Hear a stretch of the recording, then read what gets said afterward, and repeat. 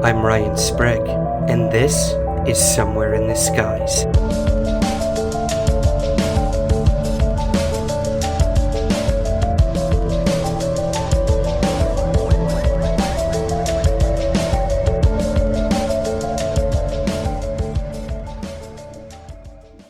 Welcome to the premiere episode of Somewhere in the Skies, and thank you so much for joining me. For those of you who may have no clue who the hell I am, let me bring you up to speed. I had a UFO sighting over the St. Lawrence River in upstate New York when I was 12 years old. It was what we would classify as a triangular UFO. It hovered silently over my head and then headed north to the Canadian border. This sighting terrified me, and that terror led to an obsession, and I've been searching for answers ever since. I spent half my life researching the UFO phenomenon, and this culminated into my book, Somewhere in the Skies, A Human Approach to an Alien Phenomenon. I'm hoping this podcast will pick up where the book left off, and I'm hoping you'll continue to join me as I discuss UFO cases old and new, discuss current UFO events from around the world, and hear from guests in various fields of study, bringing us one step closer to asking new questions, and possibly even getting some answers. I have to thank a few people who really helped me get this off the ground. To Micah Hanks, Andrew Sanford, Nick Westemeyer, Jason McClellan, Maureen Ellsbury, Shannon LeGros, and Sam Sheeran. You all guided me on this journey, and I'm honored to continue working with all of you. My sincere thanks also goes out to author and illustrator Mike Cleland for creating the logo image you see for the show and the Facebook banner. Thank you so much, Mike. You're truly a talented individual. And I have to thank you, the listener. I want to hear your thoughts on what you think of the show. If you have any guest or topic suggestions or a personal story of your own you'd like to share, you can reach me directly by emailing sprague@somewhereintheskies.com or visit the website somewhereintheskies.com. Before we get started, I want to share this audio clip with you from a favorite film of mine. Take a listen. We sit watching our TVs while some local newscaster tells us that today we had 15 homicides and 63 violent crimes, as if that's the way it's supposed to be. We know things are bad, worse than bad. They're crazy. It's like everything everywhere is going crazy, so we don't go out anymore. We sit in the house, and slowly the world we're living in is getting smaller, and all we say is, please, at least leave us alone in our living rooms. Let me have my toaster and my TV and my steel-belted radios, and I won't say anything. Just leave us alone. Well, I'm not going to leave you alone. I want you to get mad. You've got to get mad. You've got to say, I'm a human being. God damn it. My life has value. That was the voice of Peter Finch from the 1976 film Network, where his character, news anchor Howard Beale, proclaims the control and the decay of the mainstream news. Meant to be satire, the film rings eerily true now more than ever. As 24-hour news cycles bombard our eyes and ears with biased ideologies and corporate corruption, there seems to be no end in sight. But how does this deeply troubling issue connect with the UFO topic? How has the perception of this elusive mystery changed and ultimately influenced our opinions and beliefs on it? And where may we be heading as a society as the media bias and power structures wage a war for our hearts, minds, and our money? My guest today is noted author and historian Richard Dolan. Dolan is best known for his 2 volumes of history, UFOs and the National Security State, both groundbreaking works which together provide the most factually complete and accessible narrative on the UFO subject. He also co-authored a speculative book about the future, AD, After Disclosure, the first ever analysis not only of how UFO secrecy might end, but of the all-important question, what happens next? His most recent book, UFOs for the 21st Century Mind, provides a fresh treatment of the entire subject. It asks fresh questions and offers new insights to further our understanding of the UFO mystery. So, without further ado, let's get to our interview with Richard Dolan. Guys, I'm super excited and honored to have as my first guest on the podcast, author and historian Richard Dolan. I thought it appropriate. He published my book to have him on the actual podcast based around that. So, Rich, thank you so much for joining me today, man. Hi, Ryan. I'm so happy to be your guest, and I didn't realize I was going to be your first guest, so that's even nicer for me. But it's an honor, and I'm happy to be here with you. Well, thanks, man. So, well, the real reason I wanted to have you on as the first guest to talk to you today was because recently I attended a presentation you gave, and I don't really want to discuss the UFO reality or question. I think we're past that at this point, in some ways, but to really kind of get a sense of the perception of the topic from the mainstream media. And you recently had a talk called Media Bias in UFO Coverage, Culture, yes, Policy, or something else. Could you sort of run us through that talk and what it entailed? Absolutely. I was inspired to do this. First of all, I've always been interested in the relationship of media, mainstream media, to the UFO subject. I'm interested in mainstream media in general. Years ago, when I broke into this field, my first book was published at around the same time as another book by a man who became a very good friend of mine, Terry Hansen, who has since deceased. Terry wrote a very excellent book, a classic, I would say, called The Missing Times, subtitled Media Complicity in the UFO Coverup. Our books were sort of like bookends with each other. I wrote UFOs and the national security state. He wrote that. I was dealing with the political aspects of the cover-up, and he was dealing with the media aspects of the cover-up. We had a very similar approach, and we became friends. And Terry didn't write any other books in this field, but he did some lectures and presentations, and we always stayed in touch until he died. And I miss him. He's an old friend of mine, and I realized, his work and my work are so compatible, and there really was no one, to my knowledge, doing detailed media analysis of the UFO subject. I thought I would like to do one for the Phoenix conference, the International UFO Congress that we did. Mm-hmm. And so that's why I did it. When you look at media, and I really wanted to bring that whole approach up to date, incidentally, and that's what I tried to do with this.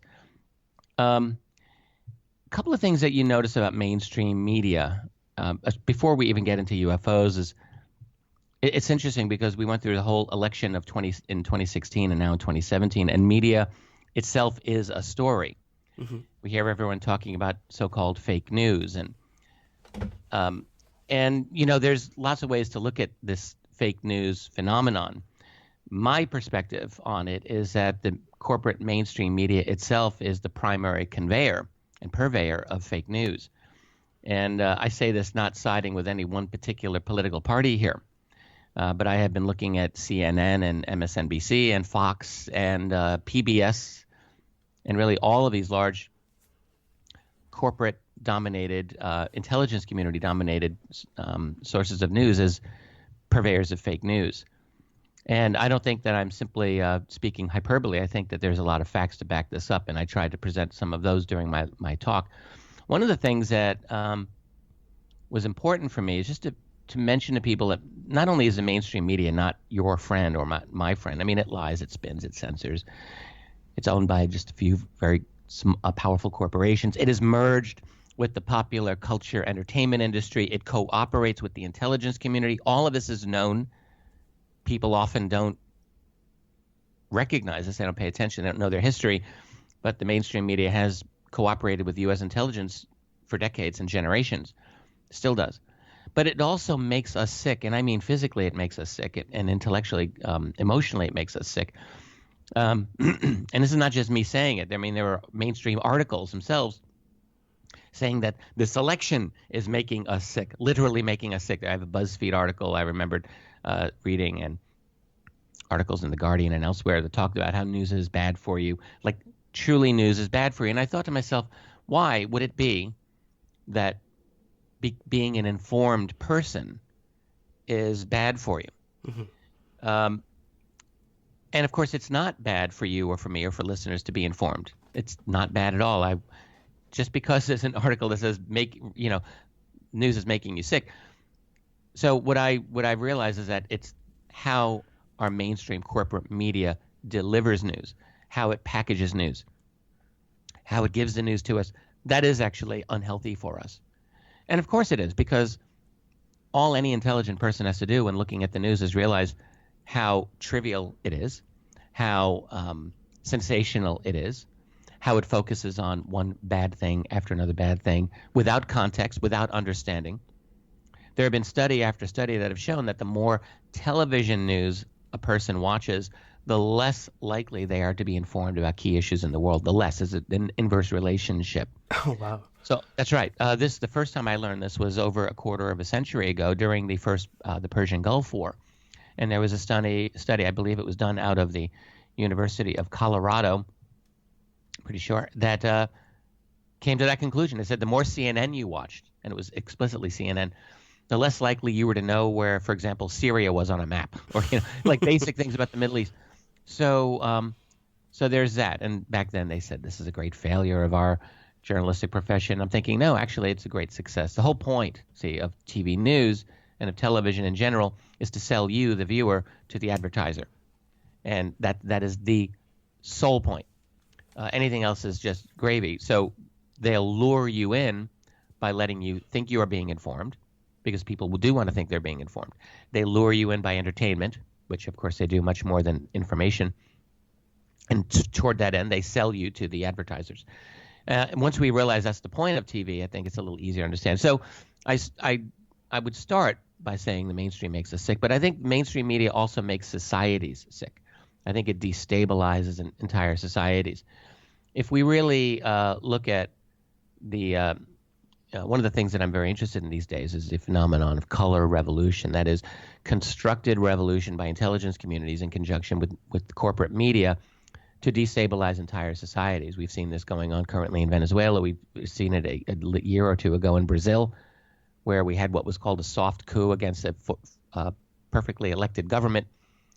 And they brought in Goldman Sachs and the IMF, and they're running the place. There's one going on currently in Macedonia. And I personally believe that one has been going on in the United States in opposition to the election of Trump. And again, I say this not as a supporter of Trump. He's said a lot of things, particularly in the last month, that I'm very strongly opposed to. But the point is that mainstream corporate media has helped to organize, in conjunction with U.S. intelligence, a social movement. And what it has done is it has destabilized the society. What we've really seen, in other words, is an effort by what people are now calling the deep state, what I've often called the national security state, as a way to corral a politician that they don't think is kind of in their pen.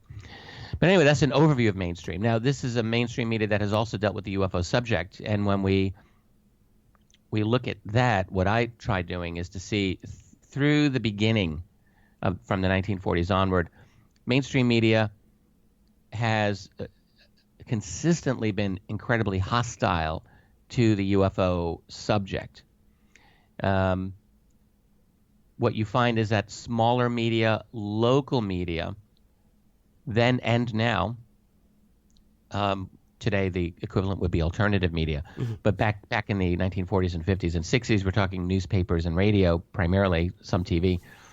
The local media would always be more inquisitive and more honest in covering stories about UFOs and flying saucers. Anyone who goes through newspaper clippings of the UFO phenomenon over the 40s and 50s will find that 90% of the best stories are local newspapers, local sources. But mainstream New York Times, Washington Post, no, almost never. And that has never changed. So you have an established media, an established culture that, for whatever reason, we can get into this, has decided UFOs are not going to exist on their pages. And they have effectively then, right up to the present day, kept UFOs off to the fringe. So it's an interesting thing. So yeah, and I think what we're looking at, my basic analysis, my conclusion, is that it's very obvious to see that the UFO phenomenon has been an important part of national security, an important concern.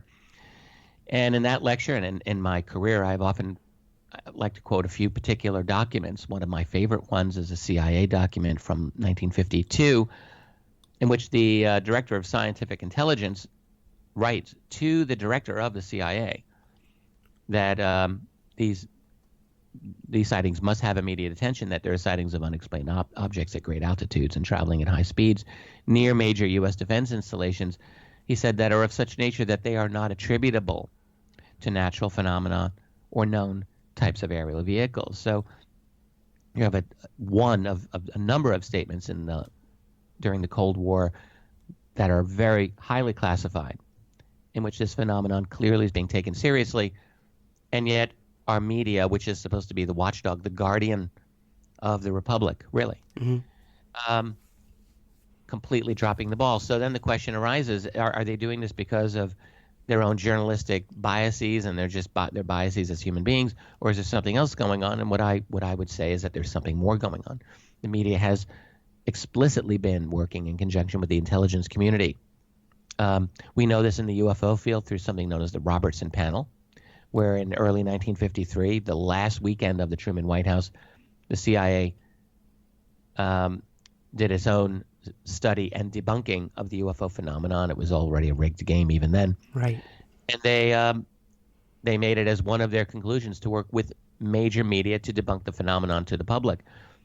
And we also know, outside of the UFO subject, of something known as Operation Mockingbird, which I believe I talked about that a little bit in the lecture. And Mockingbird was a CIA coordinated media control program. It went all through the Cold War, 1940s, 50s, 60s, 70s, where the CIA would have journalists on its payroll who would report the news in a way that the CIA liked, who would sometimes make up fake stories. The CIA would do this. They normally would make up fake stories internationally and let them come to the U.S. That was their way of doing it safely, but they controlled spin. They controlled editorial policy. We're talking New York Times, Washington Post particularly, and they're the leaders. But also television. CBS did a UFO special in the 60s featuring Walter Cronkite, the great American anchorman. It was a UFO debunking piece. That was part of the Robertson Panel. I would say part of the whole Operation Mockingbird. I think I look at it all as one thing, one piece. So in other words, what I'm saying to you and to listeners is that mainstream media has never been an honest player relating to the UFO phenomenon, and it's not an honest player relating really to anything political in our society. And I think no matter what one thinks that their political orientation is, I think if you do an objective study of the media, you see they're working for an agenda. It's an elite agenda. It's an intelligence community dominated agenda. It's a financial community agenda as well. And that these all really work together as a control system. Back in the I've just wrapped this part up here. Back in the 60s and 70s and 80s, Noam Chomsky, who's still around, he's getting up there, but Chomsky really pioneered this idea of Western media and Western propaganda having to be superior to Soviet propaganda. Back then, it was the Cold War, and the Russians, the communists, had this very prominent propaganda system. But Chomsky said, look, theirs may be a little more obvious, but ours is better. He said Western propaganda really is better because it has to be better. The elites in the Soviet Union, if you were to challenge that system back in the olden days, fine, you just get a 3 a.m. knock on the door and they'd take you off to one of the prisons and you wouldn't be seen for a while. Right. In the U.S., they didn't have that luxury.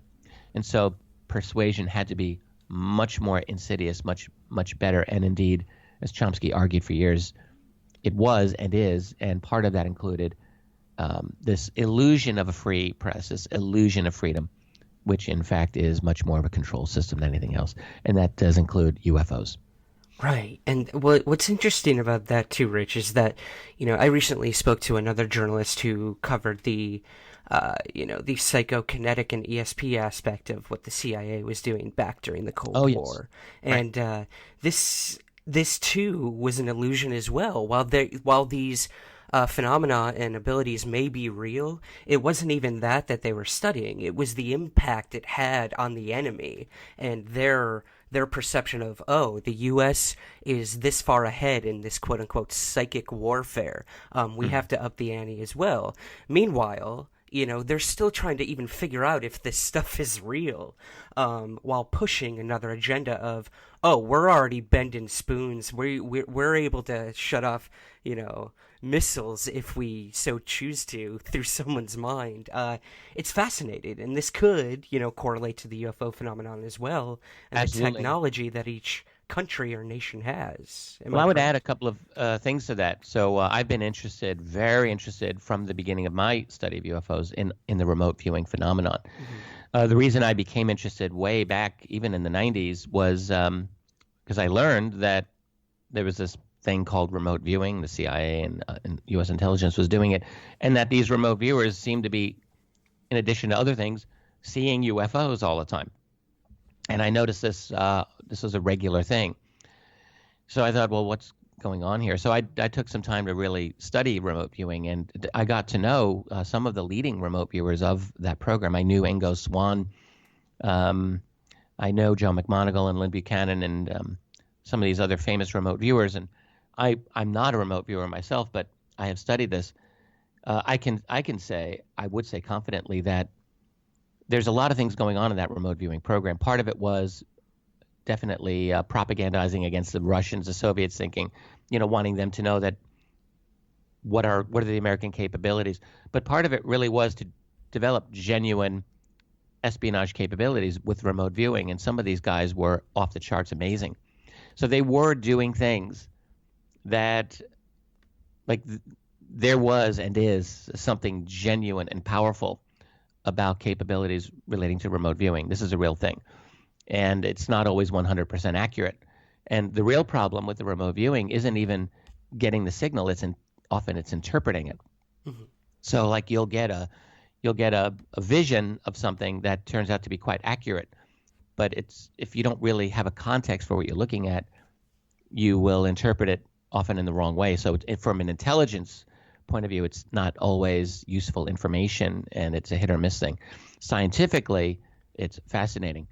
But certainly within the intelligence community, these people were doing unbelievable work all through the 70s and 80s and into the 90s. And then, of course, the whole reason we know about it, I can tell you, frankly, is that the journalist Jim Marrs was writing an expose on it in the mid-90s. Jim Marrs was going to be the first author to break the story about remote viewing. And I've spoken to him about this at length, and his book got stymied by his publisher for several years. Mm-hmm. It was just stuck. And in the meantime, and they said, well, we just, I can't remember the excuses they gave him, but they effectively put the book on hold. And in the meantime, a guy who many of us, I think, has CIA connections, trying to remember his name now, golly, it'll come to me. He wrote the book. He wrote the first remote viewing book, mm-hmm. and it was in the mid-'90s. It'll come to me before the end of this. And in that book, what he did was he said he really played the party line very well. He later did a book that debunked crop circles too, round and round in circles. But anyway, what he said was, yeah, they did a little bit of this. They didn't really know what they were getting. They got a couple of hits. Seems interesting, but they didn't really have much success with it. And that was the CIA's official story when they came out in the mid-'90s. They declassified it because Jim Marrs other researchers were about to blow the lid on it. It's the only reason I think we really know about remote viewing officially. And they decided to get out ahead of the story and control the spin. Mm-hmm. And in that case, we're talking about media here. Actually, I think it was Nightline with Ted Koppel. They did a thing on remote viewing, and it was completely in line with the CIA's party line. And that's what the mainstream media does. They work hand in glove with the U.S. intelligence community. And now, my goodness, something like the Washington Post, owned by Jeff Bezos, who owns Amazon. We know Amazon does all cloud computing and storage for the CIA. They've got a multi-billion-dollar contract, and it's not just CIA anymore. Bezos does the work for the entire U.S. intelligence community, my understanding is. So the Washington Post is owned by a guy who is deeply in bed with the U.S. intelligence community. Mm-hmm. There's just one connection. So anything, I didn't mean to turn this around from the remote viewing, but to get back to the media, people need to understand anything that comes through U.S.-dominated establishment media has to be suspect. Every single thing. And people will often ask me, well, just as great, Dolan, so you don't want people to listen to CNN or read the New York Times or Time Magazine, or what the heck are we supposed to read? How are we supposed to get our information? Right. And the first thing that I would say is that we are in a difficult position, every one of us, who is a thinking person with some intellectual interest in this world. And we all have to realize, there's no way around this, that we are surrounded by a very powerful media mind control system. End of story, it is. And this is not an easy task for us to be educated, aware citizens of the world. But one thing that I would encourage people to do is to go to some truly independent alternative media sources. The kind of thing that you're doing is one good source. Anything that takes us out of the corporate establishment mainstream is a good thing. Mm-hmm. Now, there's alternative media that's actually not that alternative media. Like BuzzFeed is certainly not alternative media. They'll pander to, generation millennials, and but that doesn't make them alternative. Sorry, mm-hmm. They're actually totally part of the establishment. But there are alternative. There's smaller media, and we need to find them. I go outside the U.S. and I have to go to the media that are demonized as so-called fake news, because the fact is that these are the only places that I find are generally providing information that are useful. I do read my New York Times headlines on my iPhone. Mm-hmm. And all the headlines that everyone else gets, I get CNN headlines every day. And I do read CNN stories. So I feel it's part of my job to know what they're saying. I read the Washington Post every day, or at least I read some of it every day. So I'm very aware of what mainstream is saying. But I will also read RT, that is formerly Russia Today, discussed by the current CIA director as a tool of Putin's propaganda. It's nonsense. I don't believe that in the least. I don't say that they're right about everything, of course, but for news around the world, I will always want to know what they have to say. Mm-hmm. Always, every time. And I simply go by the quality of analysis. It's always superior. I also go to a Canadian website. That's my favorite website for history and politics, and that's called globalresearch.ca. And that's run by a man named Michel Chossudovsky, who is doing what I think Noam Chomsky should be doing, but isn't doing, so Chossudovsky is doing it. He's kind of like the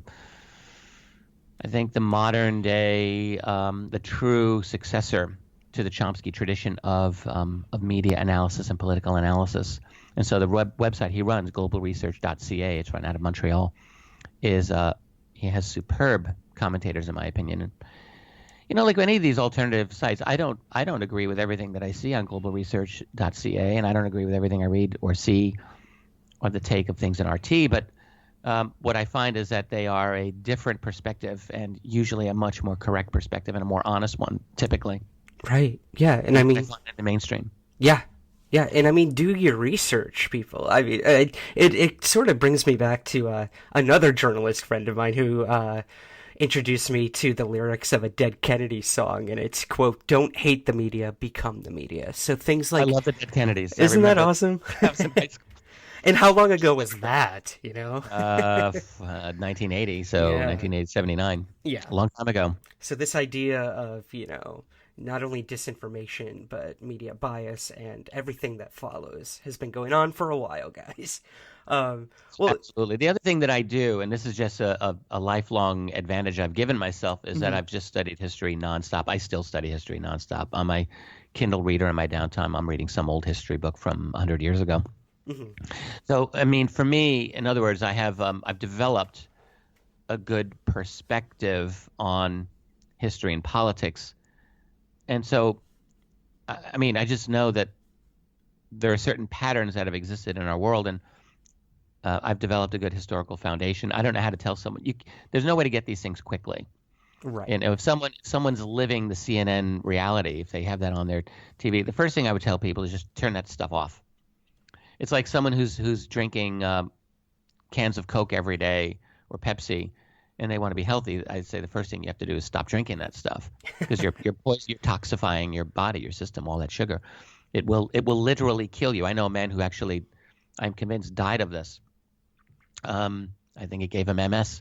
He drank 10 plus cans of Coke a day. I mean, it was just absurd. And it's the same with news. You know, we talk about we have more than fake news in our world. We have fake food, Yeah. Fake politics. We have everything that we, honestly, I think when we look around, we have almost a fake environment in many ways. But we definitely have fake food and fake news. And so the first thing you have to do is you have to stop bringing the poison in. That's rule number one. So you have to stop with CNN. You have to stop with New York Times. I mean, truly stop. And I'll just do this as an aside. I don't want to get into a whole Hillary Trump thing. I mean, we're getting kind of past that anyway. But I will say this. I was a fan of neither of those candidates. I was one of the people who had a Bernie sign in front of my house. So that's too. me. We might lose or gain some listeners, but that's okay. You know, whatever. I would say to people, I was not a fan of either of the candidates. I used to joke and say I felt like I'm in the Wild West with two gunslingers shooting at me. Wherever I go, they're shooting. But what I noticed objectively is simply that the establishment media was very, very clear as to who they wanted in. It was obvious. It was 95% plus, literally 95% plus of media establishments wanted Hillary Clinton in the White House. And the reason was obvious to me. It was obvious because she was basically a continuation of the neocon, the neoconservative, neoliberal doctrine, where Trump, who is now fulfilling all of those things that Hillary talked about, by the way, he's completely switched over.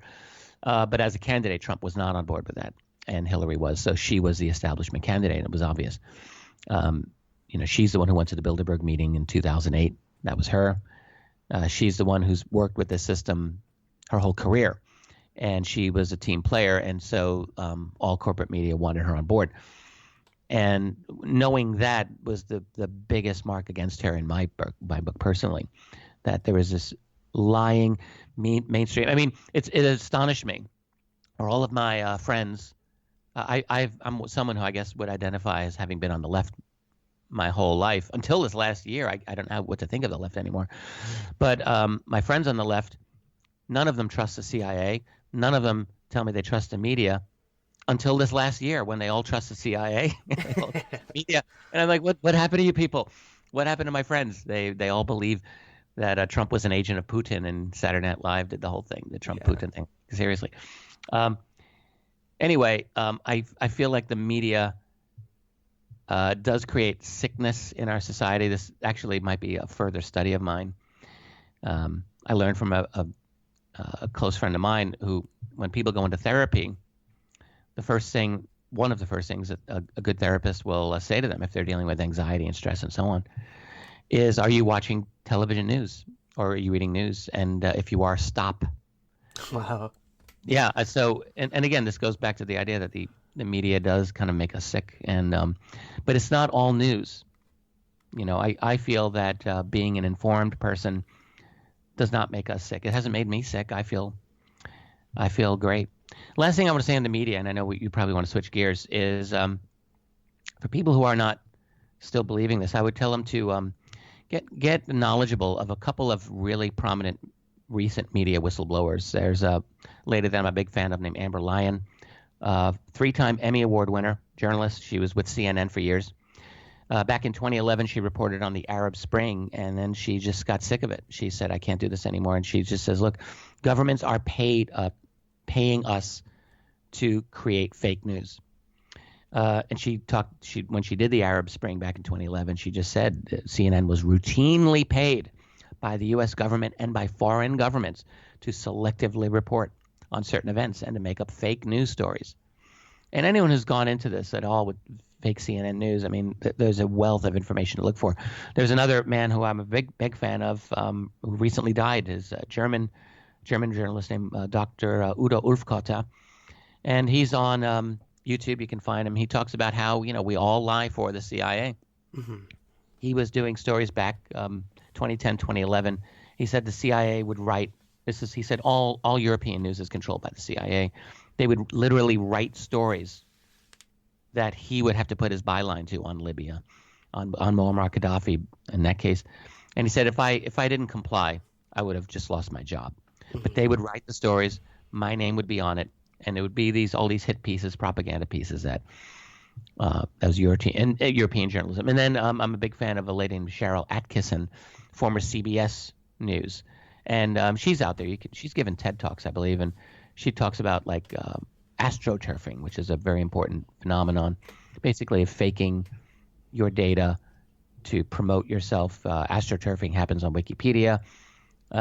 She calls it an astroturfer's dream come true, is Wikipedia. But how the news around us is very deliberately falsified. Right. So there's a lot of information on this out there. Too much, to be honest. But I'm so happy you're able to steer us towards some sources that we can actually take credence in. Thank you. Nothing is certain, and no source. I talked about RT and Global Research. Look, I like them very much. I find that they give me a leg up against people who follow the mainstream. That's for sure.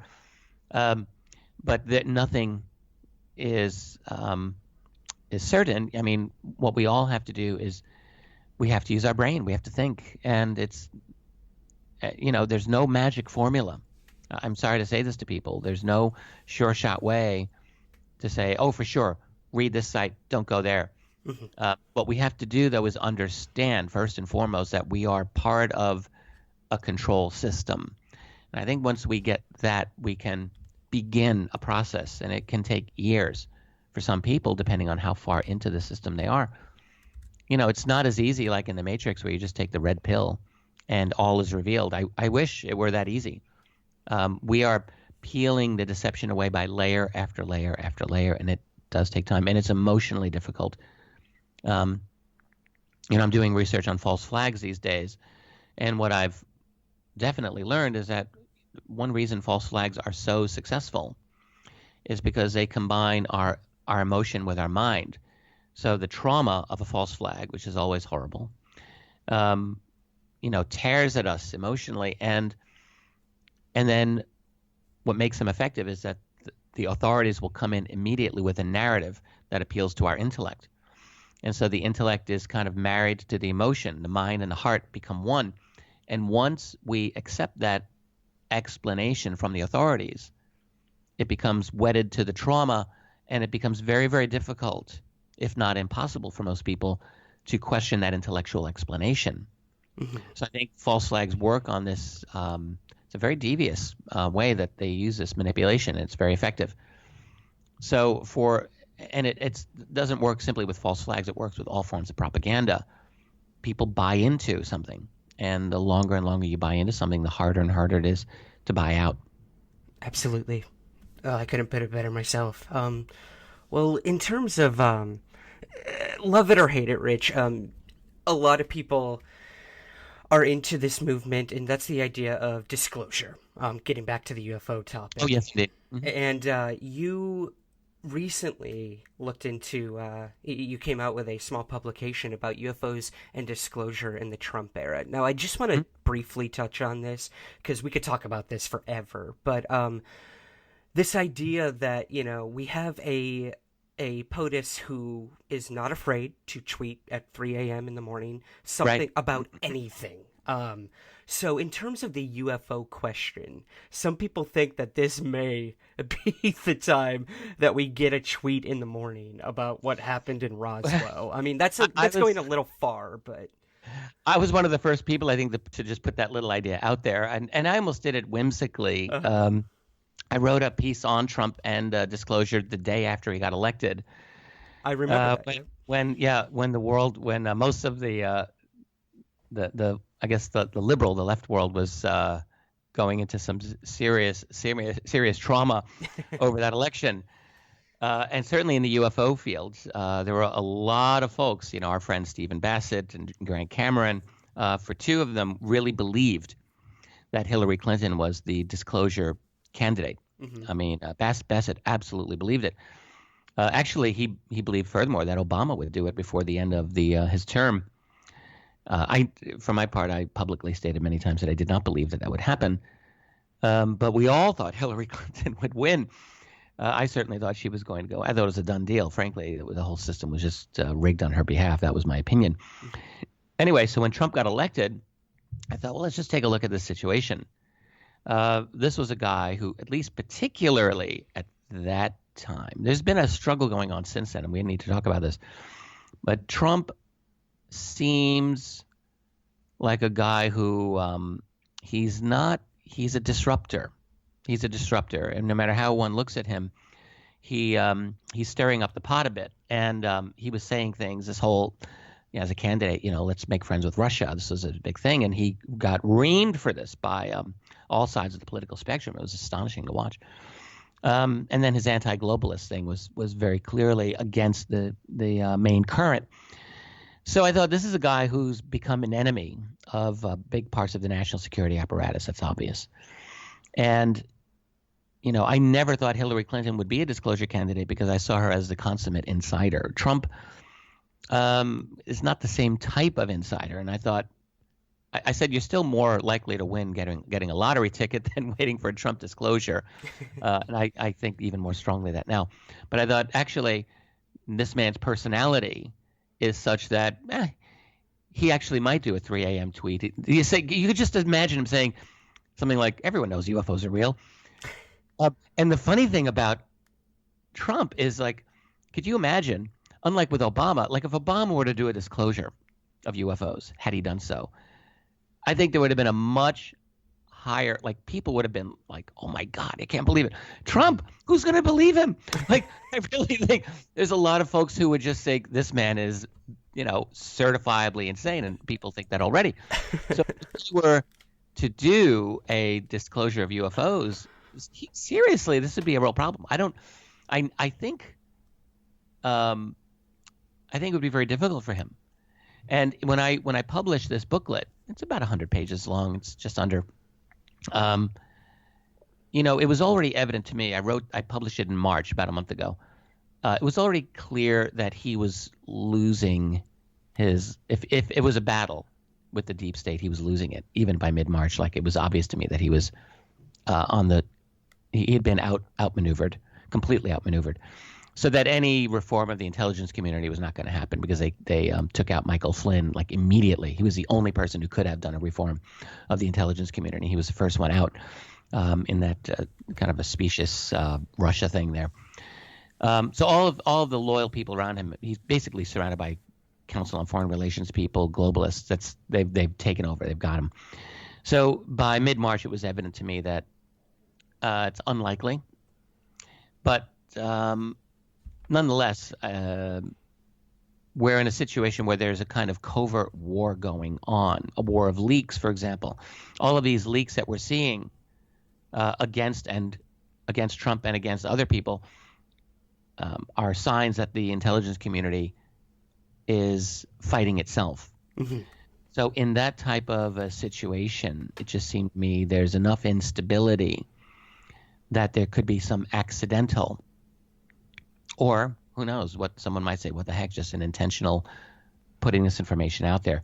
I don't think that that's likely, but I will say, in my own observation over political history over the past 50 plus years, during times of great instability in many nations, it can happen that UFO data leaks out and comes out, particularly when there's regime change. When Mao died in China, this happened over there. When the Soviet Union broke apart, it happened very much so there. After Watergate, in our own society, we strengthened our Freedom of Information Act, which led to a great release of UFO information.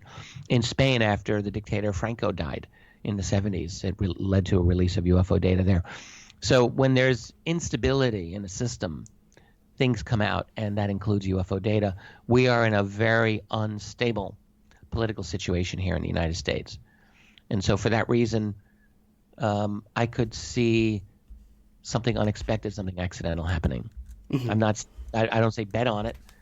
I don't think there's ever a year where it's a good bet, but there are some years where it might be better than others. Absolutely, yeah. The harder you shake, the more that's going to come out, but who knows? Who knows what's going to The happen? the other thing that I try to look at in this booklet of mine is the international situation. People for years would ask me, well, sure, there's a UFO cover-up in the United States, but what about other countries? What about Britain? What about Brazil? What about Russia? What about India? And it's true, we're in a big world. So what is it about these other nations that allows for this phenomenon to be secret? And I really do try in this booklet to deal with that issue. And one of the things that I point out is that although the United States isn't the only nation in the world, it is still the dominant nation in the world by far. And there are only a handful of nations that are outside of preeminent U.S. influence. All right, there's only a few. So the U.S. runs all of the NATO countries, which are very powerful. The U.S. has dominant influence over most of Central and South America. The U.S. has a very strong influence over most of the significant nations in the Far East. We're talking Japan, South Korea, Southeast Asia, Australia, obviously. There are only a few significant nations that are still outside U.S. control. We're talking Russia, first and foremost, China, those two big ones, Iran, North Korea, Syria, although Syria is, the whole point is to make Syria a cave. But those are some of the key nations. And really of those, the two big ones obviously are Russia and China. Because of the 200 or so sovereign nations that exist on this planet, only a handful, maybe 20, have a military intelligence community that's significant enough that would allow them to have a real capability in dealing with UFO data in a significant way. This is my opinion. I mean, most nations, 90% of global military spending is wrapped up with the top 15, 20 nations. Mm-hmm. And so it's those nations that really we have to look at in terms of UFO secrecy. The other nations, I don't really think they have enough knowledge or data or ability to have any, they wouldn't be able to disclose the UFO reality. And of the top 20, the U.S. controls, 17, 18 of them. Only Russia and China are not in there. So we really are looking at Russia and China for the international scene as far as the wild cards go. And I see them as very conservative, generally speaking. They're conservative nations. They're not interested in shaking things up in a dramatic way. And plus, they're both heavily dependent on hydrocarbons, gas, and oil. To me, I've looked at UFO disclosure always as something that has energy implications. I feel that it has to. Because once an acknowledgement of UFOs is made, how long will it take people to realize, oh, wow, so wait a minute. If they're real, I assume they're not using high-octane petroleum. Right. Whatever it is, it's better than what we're using. And so implicit in the UFO disclosure, I've always felt, is a post-petroleum society. And I can't think of anything more revolutionary in our infrastructure than that. And I don't think Russia and China are any more interested in rocking that boat than the U.S. power structure, right? At least right now. So I see a great deal of stability coming from those countries. Although I would actually, if there was to be a disclosure, I would probably almost prefer that the Chinese or Russians do it ahead of the Americans. Mm-hmm. Right. And I say this because I think the Americans are just they've been lying for so long, and they've been running this for so long. I've got to get over the idea. I mean, I'm an American. I love America. I study American history every day. But America is not the good guy in this battle.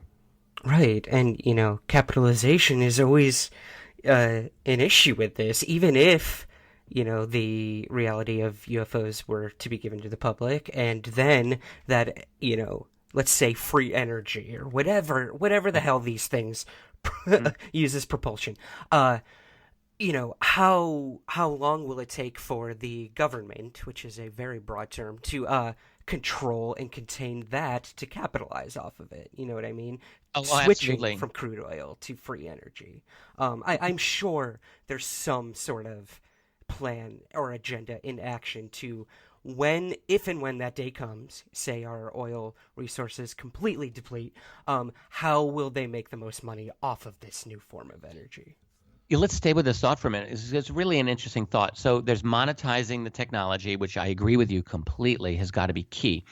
And then the other concern, as far as monetizing, I mean, I wonder if it's possible that they haven't figured out an accurate, good way to monetize this. Mm-hmm. So, and that might be the real problem. For example, there are stories and rumors, and I don't really know if this is the truth, but, back when Tesla was working on his energy transmitter at Wycliffe and Wardenclyffe, I think, right? And J.P. Morgan was financing him, and Tesla's lab was burned down, and everyone suspected that J.P. Morgan had a hand in it. Probably did. Morgan was the devious master of the universe in his day. And the real creator, by the way, of the modern military-industrial complex, incidentally. He did it during World War I, and he ran the whole thing. But the point is, Morgan could very well have destroyed Tesla's work because he couldn't see how to monetize it. I mean, they were all working off of oil and gas back then, especially oil. So, and today, how would you monetize free energy if it's literally or nearly literally free? To give people a tremendous amount of energy, you're not going to make as much money off of it. You just won't. And so that's a real problem. And we are living in a world that is dominated by the extraction of hydrocarbons from the ground. And that's the physical control over the oil and natural gas is what dominates U.S. policy. That is what it is all about. That's 98, 99% of U.S. policy is control over oil and natural gas. And not just physical oil, but the sale of oil through petrodollars. The whole petrodollar system is the foundation of U.S. policy. That is forcing oil-producing regions to sell their oil in U.S. dollars. The petrodollar system is starting to break down. Russia and China are breaking it down. Saddam broke out of it in 2000, and that's why the U.S. invaded Iraq back then. But the system is inevitably breaking. But with free energy, monetizing this oil and gas would be, monetizing the new form of energy is very problematic. And then the other aspect of free energy that might be possibly even more problematic is energy gives you and me and all the listeners a tremendous amount of power, figuratively and literally. If we had a free energy device, right? Mm-hmm. Not only could you be independent of your electrical, you go off the grid essentially. You don't need your utility company, and you're not dependent on that critically important thing for your survival. It would be possible if someone had an independent source of energy, literally to go off the grid and to go out into the desert somewhere, and you could create your own house and you could create your own energy system. You could synthesize your own water from the air. I mean, with energy, everything is solvable. Everything is fixable with sufficient energy. And so what that does is it gives people freedom, a lot of freedom from the system, from authority. And I've got to assume people at the top are not interested. The other problem with free energy is that there is a danger. Human beings are dangerous. We're not nice people. We're dangerous people. And if, individually, you and I, on a good day, we're nice. But overall, if you give people infinite freedom, we often become very, very dangerous and very, very awful. Yeah. And so what if with this free energy, not only could you heat your house forever for free, but you can make a really nifty bomb? What if we're using something like 0-point energy, if that's the solution, I remember reading a statement by Dr. Hal Puthoff, who I know Hal, physicist, who's very much in the forefront of 0-point energy research, and he once speculated, what if there's enough energy in this cup of coffee to blow up half the Pacific Ocean? and he wasn't joking. He doesn't know that there is, but theoretically it could be the amount of energy in 0-point could be insignificant, or it could be unbelievably vast.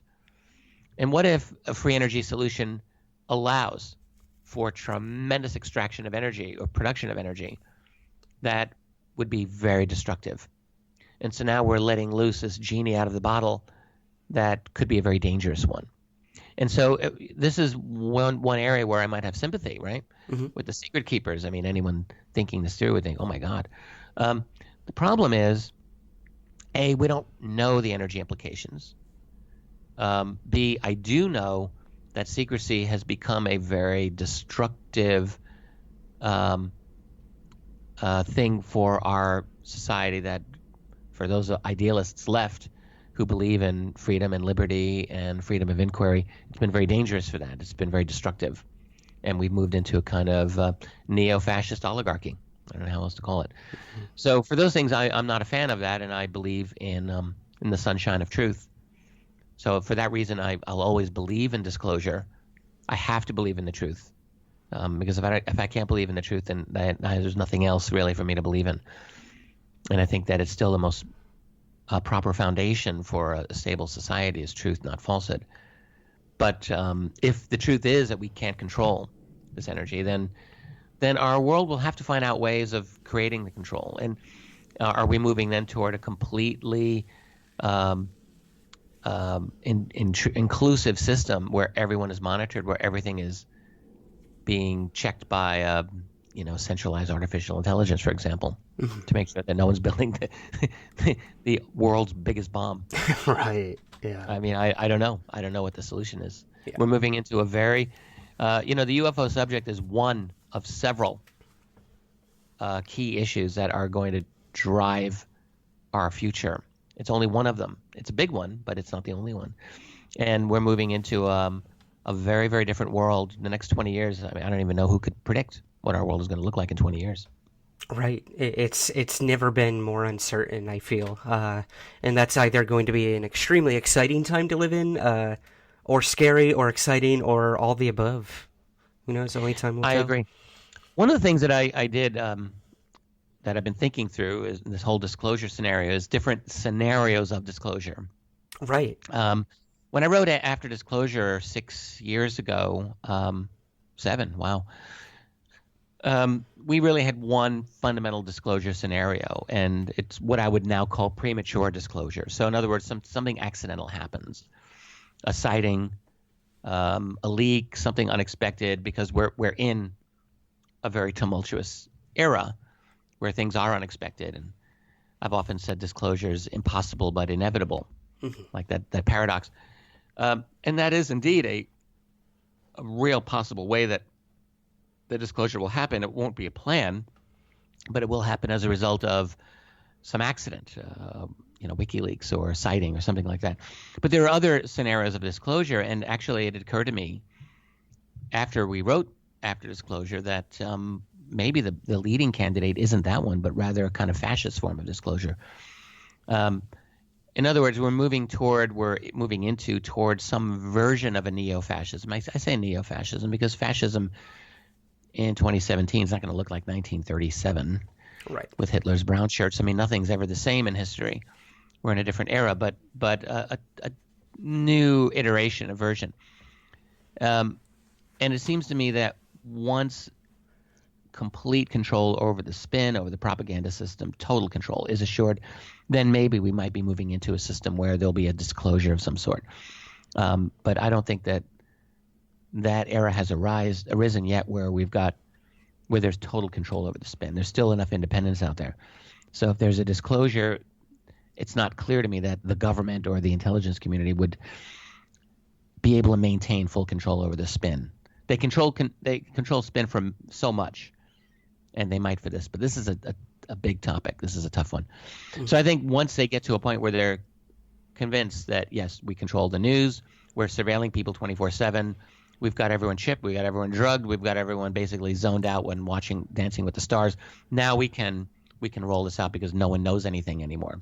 I mean, we've erased, and really all you have to do is look around you, and it's distressing to me. I see so few people with even the most bare bones understanding of history and politics. It's I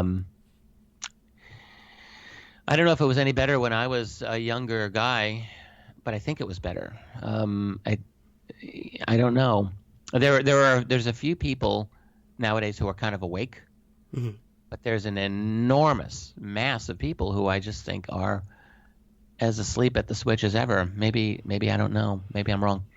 But anyway, I think we're moving toward a fascist kind of disclosure. I think that's the preferred method of disclosure. But there's other ways. There's an accident can happen, a leak can happen, or best case scenario, the people themselves, we can drive this process. And I think that's the healthiest way because it helps us to reclaim our power, help reclaim the helplessness to get rid of that which has been encroaching on our lives for the last generation or more. Right. Well, Rich, I do have to bring this up, the black sheep in ufology at this moment, in terms of disclosure, and that's Tom DeLonge. Oh, indeed. What do you make of this entire thing going on? Is this guy for real? Is he actually being fed disinformation, information, probably a mixture of both, or is this all complete bullshit? Like, what do you make of this? Yeah, that's a very good question. I met Tom DeLonge once back in 2014. I liked him. He's, for anyone who's living in a cave, he's the lead singer of Blink-182. My daughter, who's now 18, when she was a few years ago, she loved Blink-182, and so he's into UFOs. I met him in 2014. He was really into it then. This was before he wrote his book, Secret Machines. And I'm very cautious. I don't take what he's saying at face value. I haven't from the beginning, and I will not. It seems to me it's way too convenient. The leakers coming to him have convinced him that they're the white hats, that the secrecy exists for a good reason, and he has said this, and that they're protecting us. They're working on our behalf. And I just think that that's a very self-serving way to promote the information. When I look at the history of secrecy, I do not see that. I see secrecy as a very self-serving, profit-driven, control-driven type of situation where there may very well be people on the inside who believe that they'll rationalize anything. We're doing this for the people, but in reality, I don't believe that is the case. I think there's way too much profit and power involved in the UFO secret.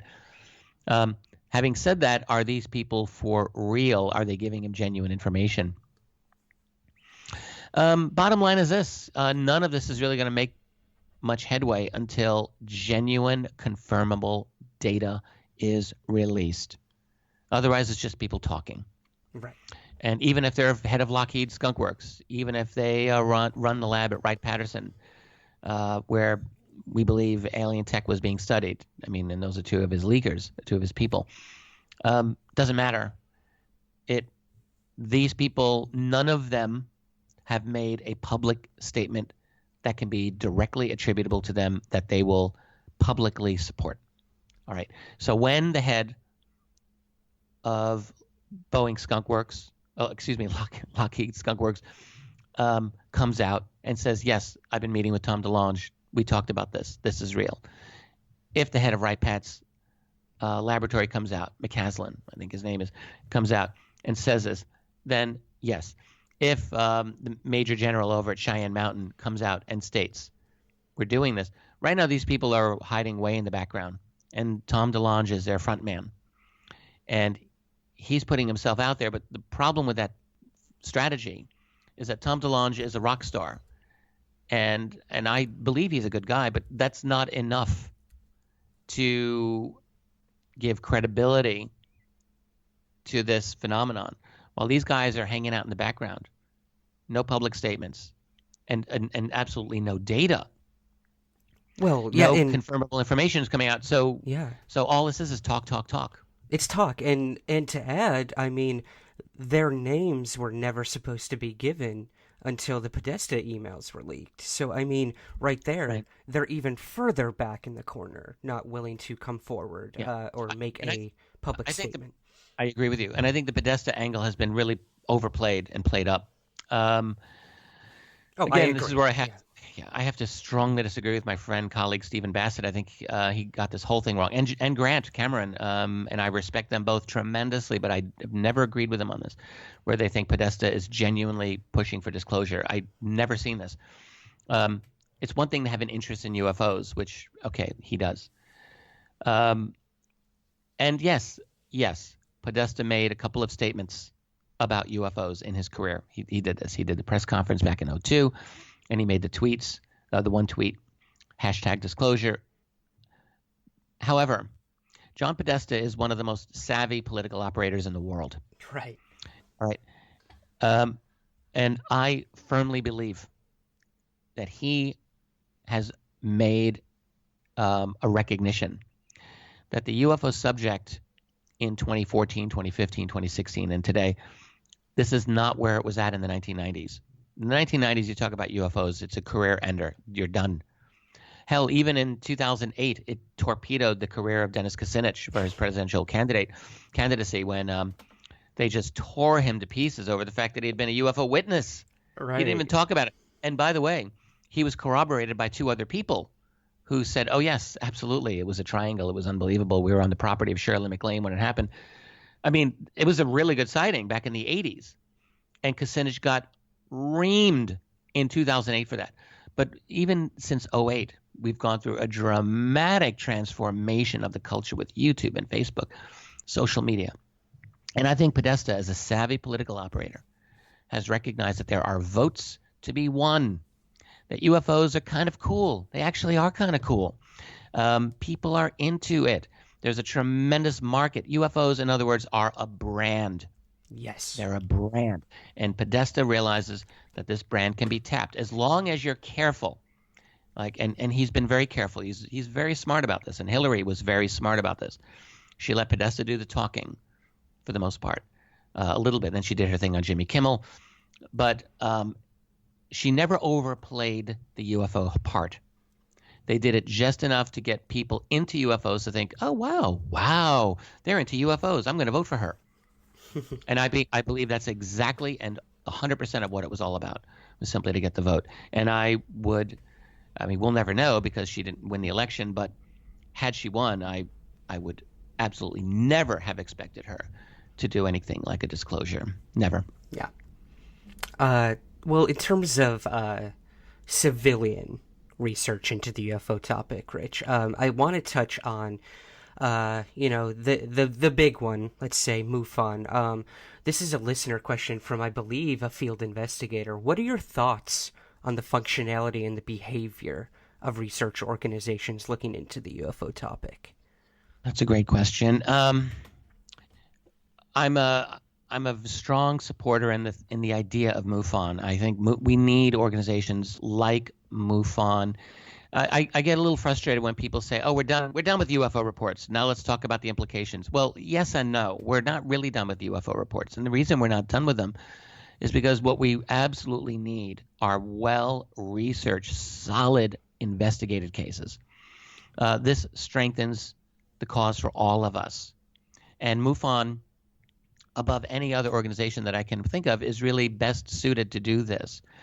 In other words, a very strong MUFON investigation that goes through the process properly, that interviews witnesses, it gets any kind of evidence that it can put forth, and a proper analysis to show that such and such a UFO incident is genuine and doesn't seem to be explainable conventionally. We need this.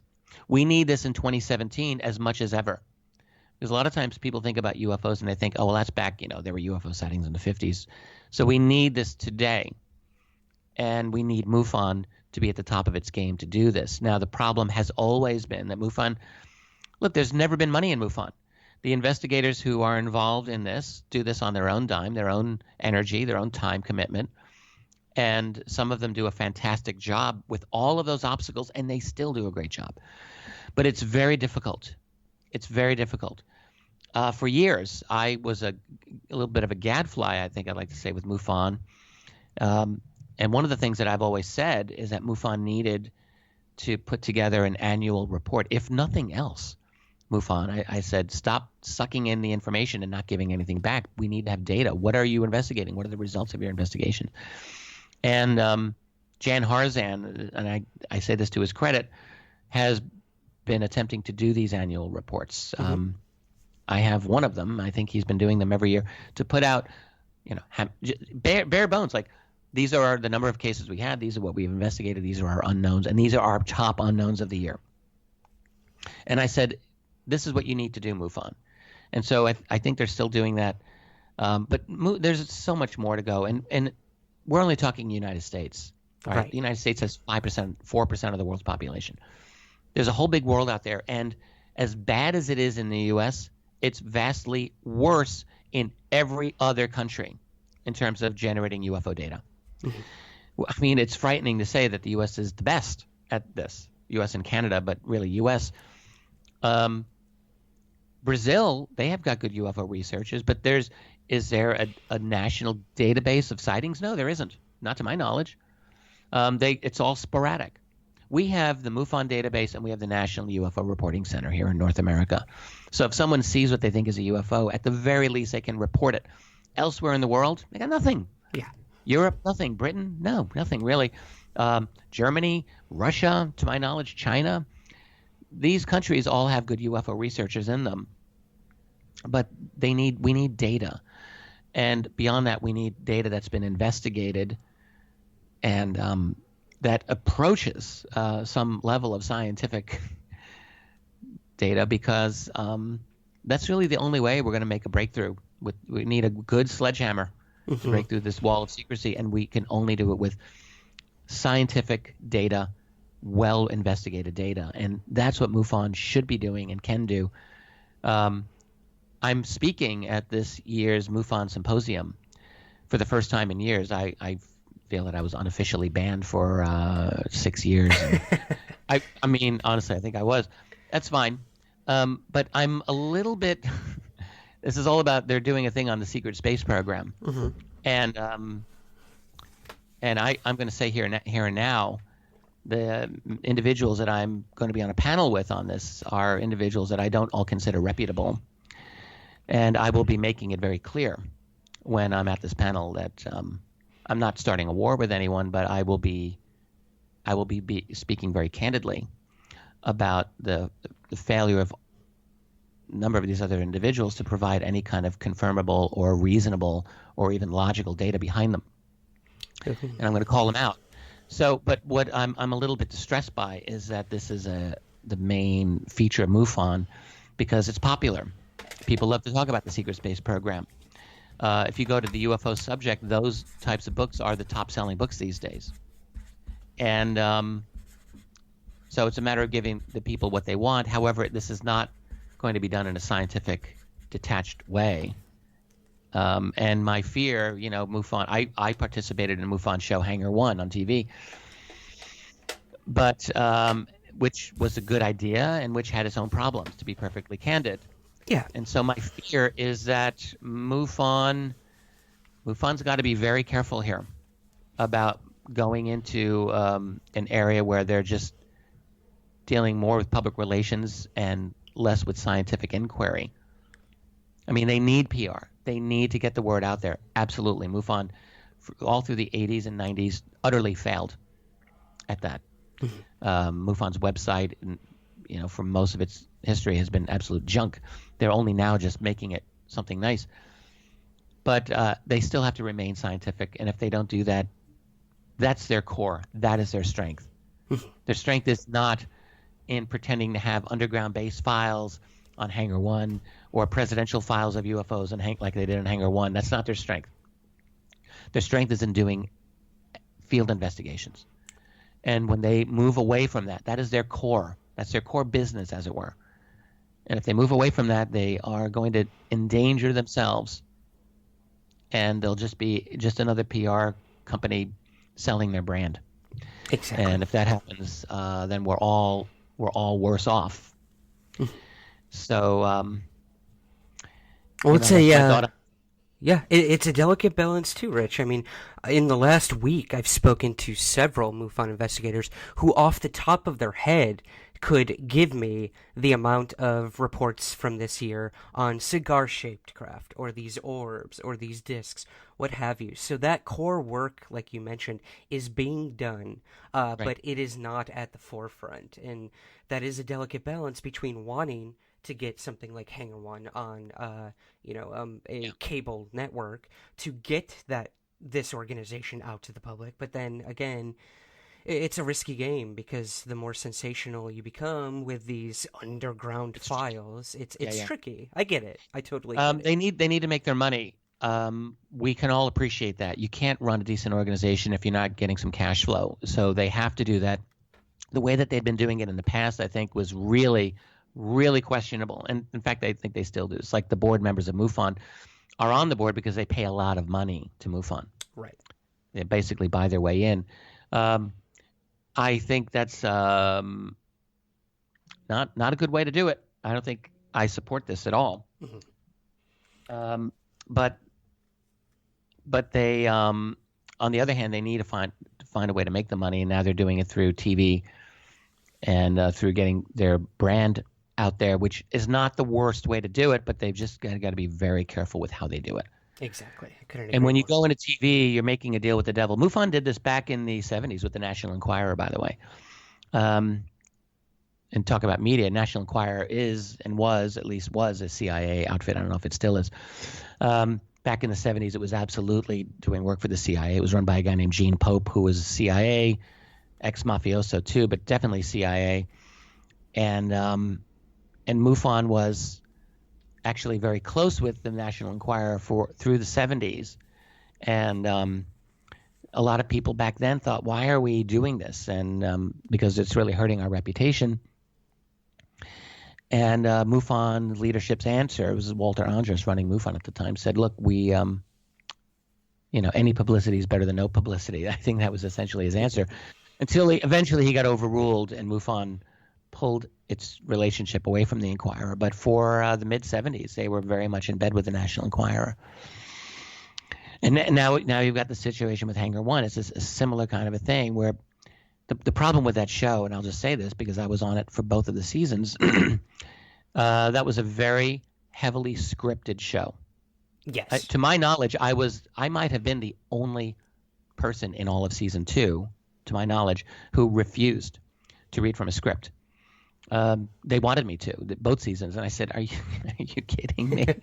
I said, "Look, I'll work with you. Just ask me your questions, and I'll do my best to answer them relevantly." Yes. I mean, I do this for any of the TV shows, but I'm not going to read your script. I mean, goodness gracious.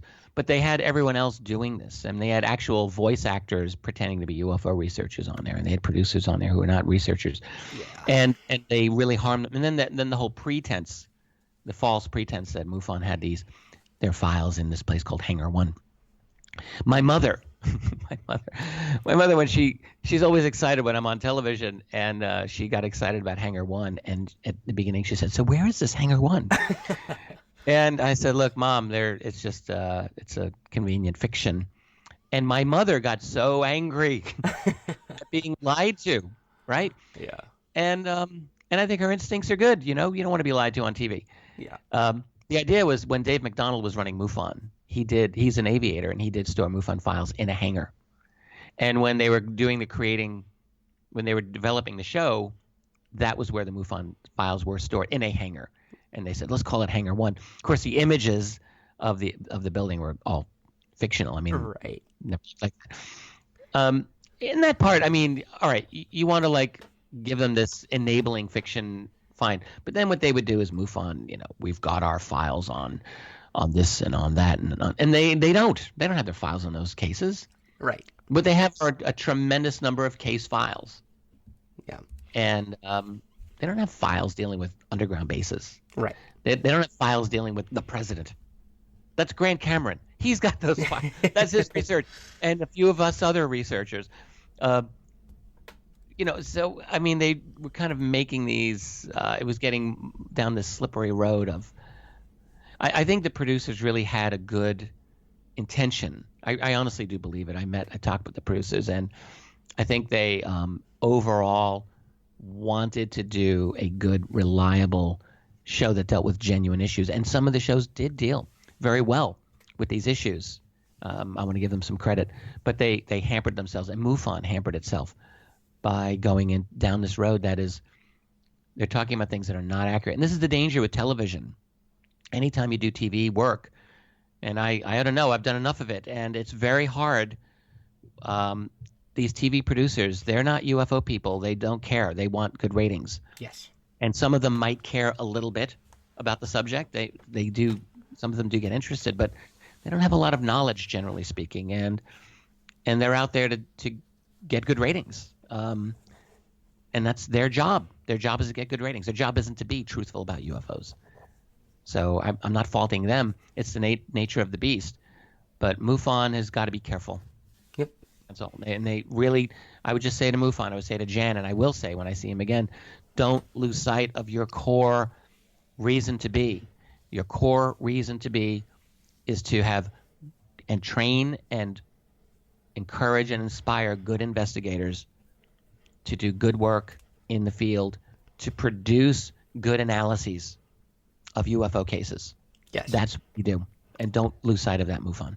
Stick to the mission, guys. No, I have hope for the future of MUFON. I really do.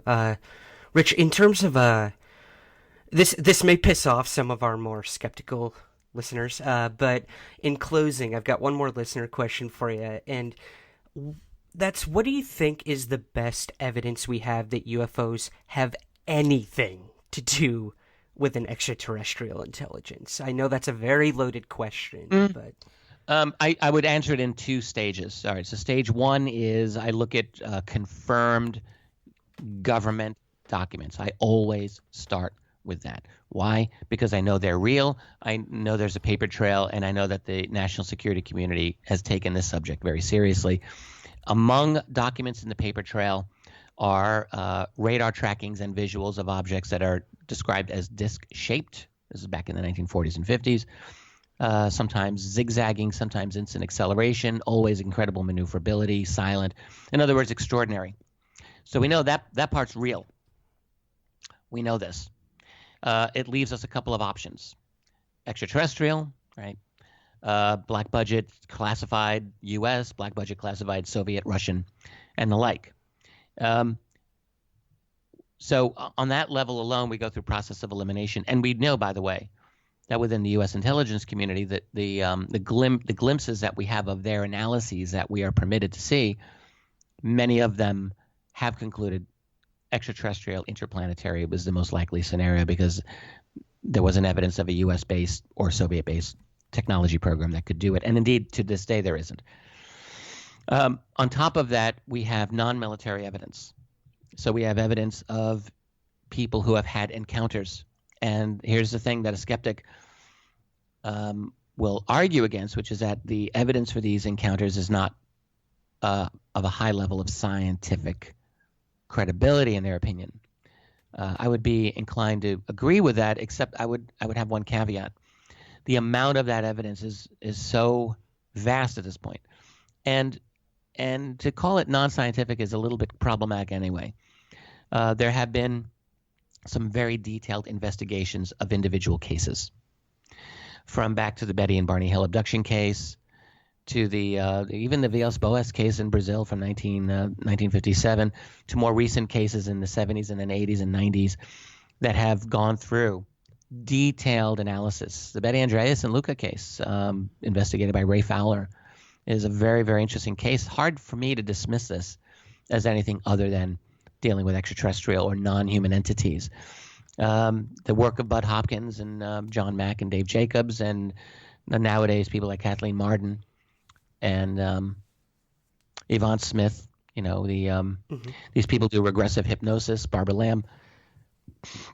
I don't even agree with all of the conclusions that they have about the nature of the phenomenon itself, but all of these people are meeting with large numbers of individuals who've had what they believe are abduction experiences or encounter experiences.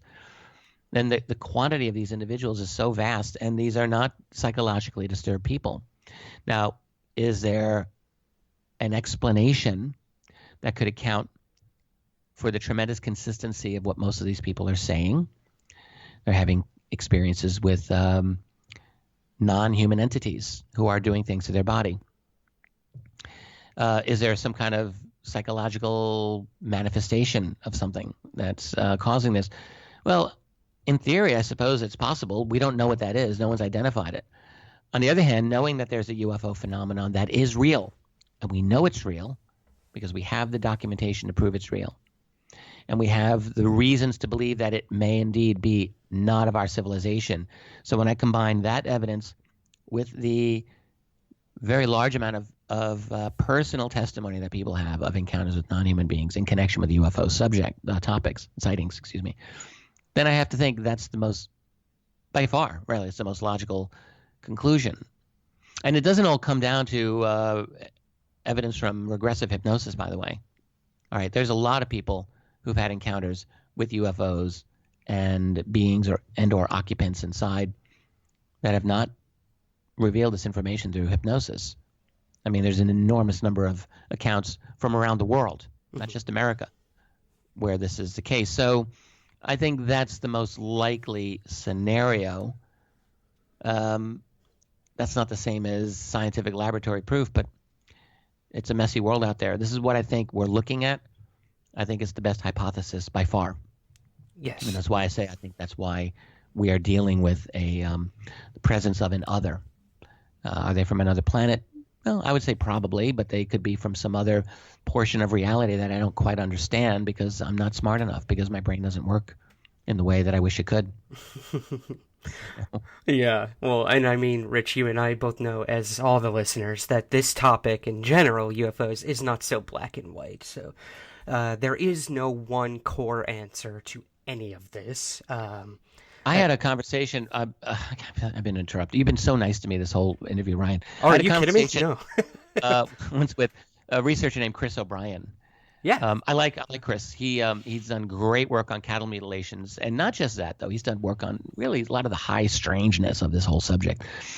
And Chris, we were talking about this once, and he said to me, I said, I think, no, there's no one theory that seems to explain all of UFOs. And he said, I would go further. I'd say a lot of the theories fight against each other.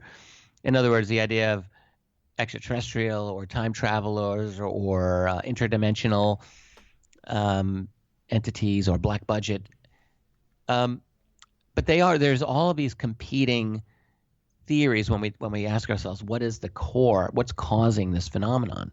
Is it some psychosocial phenomenon? Is the earth itself, is reality itself getting inside our heads to make us see these things in a way that comports with our own cultural and psychological expectations? I mean, if you go through UFO sightings over the centuries, people in medieval times, they had sightings of things. They didn't describe them as spacemen in flying saucers because, well, they didn't have that concept.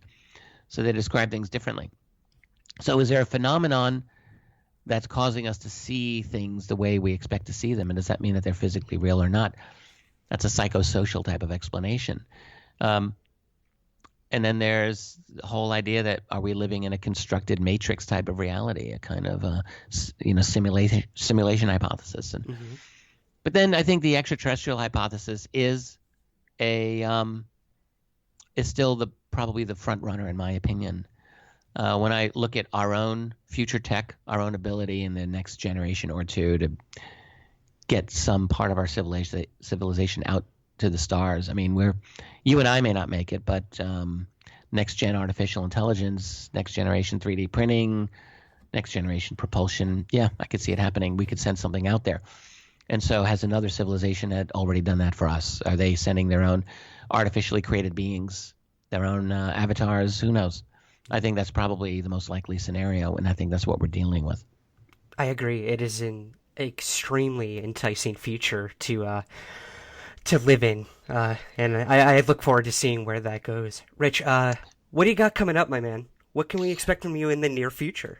Well, I just shot I had a reshoot, but we did a full season episode of False Flags on Gaia TV. So I had a show on Gaia. It's coming out. It'll be out this early summer, I think, on the history of false flag operations. This is not a UFO oriented program at all. It's all politics. It's something very different for Gaia. This is not anything like what they do. They're taking a chance on me. So I'm hoping it doesn't fall flat. I think it's a good show. It deals with the phenomenon of false flags as it has occurred throughout human history, particularly in the last century, and focusing really on a lot of the U.S. false flags of the last 50 years. It's only scratching the surface. There's so much more to do. But I've written and hosted that. That'll be out soon. I'll keep people posted on that as we approach airing. And then in terms of my own writing and researching, I'm working on my own publishing projects right now. I've published a bunch of other people's books, including yours over the last year. I've got some of my own things. I've done this little lecture series, these booklets that I'm putting out. But fundamentally, I want to finish my false flag book. I'll be doing a number of appearances. I'll be in Joshua Tree, California in late May with my fiancée, Tracy, who you met a few months ago in Phoenix. Yes, I did. Congratulations. Yeah, thank you. It's a very wonderful thing. And I will be in Roswell, New Mexico. Oh, and before that, I'll be in Greece with our good buddy Peter Robbins. Yes. To a group in Athens. That is, I encourage people. It's called Contact with Space. If you are in Europe, if you can get to Athens, we will be there in early June. You could go to my website. I've got this linked at richarddolanpress.com. And I'll be in Roswell after that, and I'll be at MUFON in Las Vegas at the end of late July. And I imagine that'll be an interesting panel. I can only imagine. Well, Rich, I couldn't have asked for a better first interview. We really ran the gamut. I hope people enjoyed it, and I can't thank you enough for coming on with me today for Somewhere in the Skies. Ryan, you were really nice to me. You just let me roll. Hey, man, you do the work with this. That was the plan from the beginning. It was really nice being on your show, and I think it's going to be really successful. And I just want to say on your behalf, the book you wrote, Somewhere in the Skies, I consider one of the best books of the decade in this field. What I like what you did is I think there was a real lack of books about experiencers, direct sightings and experiences of the UFO phenomenon. You know, the people who did abduction books had been doing this, but my sense is that there's a lack of these books out there. And you don't have to do this through abduction research or hypnotic regression. You can do it as a journalist, as you have done. And so you're getting people's stories. And this is really valuable because it's so important for us to understand the human aspects of this phenomenon, how it affects us, the inexplicable nature of what people are dealing with. And I really like the way you did this book. It's a very well-written book. It's engaging, and it's filled with interesting ideas, which is what makes any book interesting. If it doesn't have interesting ideas, then why bother? Yours is interesting in that way, and I really feel it's a great service. That's why I was proud to publish it, and I want everyone to know that this is an excellent book, and they should buy it and read it. Well, thank you. I was not expecting that, but I highly appreciate that coming from you. And yeah, I hope everyone can someday realize that no matter what's at the core of these phenomena, it's the humans that matter most. So thank you, Rich. We're humans, and yeah, we should be interested. How does it affect us? Yep. And I like the way you go about it in your book. Well, thank you so much. And again, thank you for joining us. My pleasure, Ryan. Alright guys, that is it for the first episode of Somewhere in the Skies. If you liked today's show, please consider sharing it on Facebook, Twitter, and wherever you see fit. Please also consider subscribing, rating, and reviewing the show on iTunes. It really does help. So thank you once again for joining me, and I'll see you here next Monday. Remember, keep your feet on the ground, but never stop searching somewhere in the skies.